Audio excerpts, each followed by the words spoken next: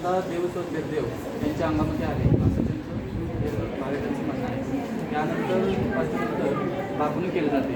त्या भाकणुकीमध्ये आतापर्यंत जी माहितीनुसार आपलं मागं जर बघितलं राजकारण किंवा ह्याच्यामध्ये शेतकरी ह्याच्यामध्ये भूकंप वगैरे त्याच्यापर्यंत जी आतापर्यंतची माहिती आहे ती 90% अंदाजच खरं ठरलेलं आहे.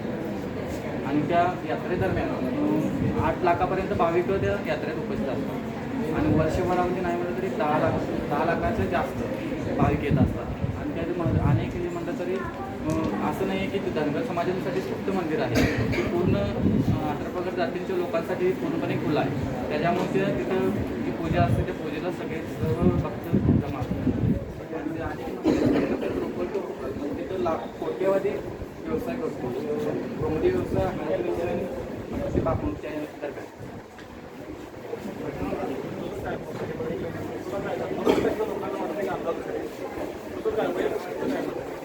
माझं म्हणणं असं की सर ह्याच्या माध्यमात बघितलं तर बऱ्यापैकी खरंच ठरलेलं आहे.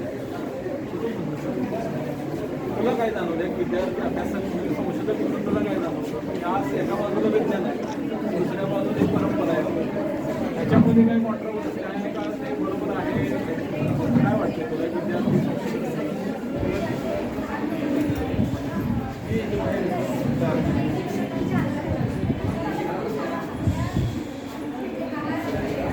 दोन्हीकडनं साईडनं खरं पण वाटलंय किंवा अंदाज एक साईड सांगायची तुझं होईल सांग मग तुझं जे बरोबर येईल तुझा व्यवसाय काय ही अंधश्रद्धा वाटते की विज्ञानाच्या दृष्टिकोनातून त्या पद्धतीनं या विषयाकडे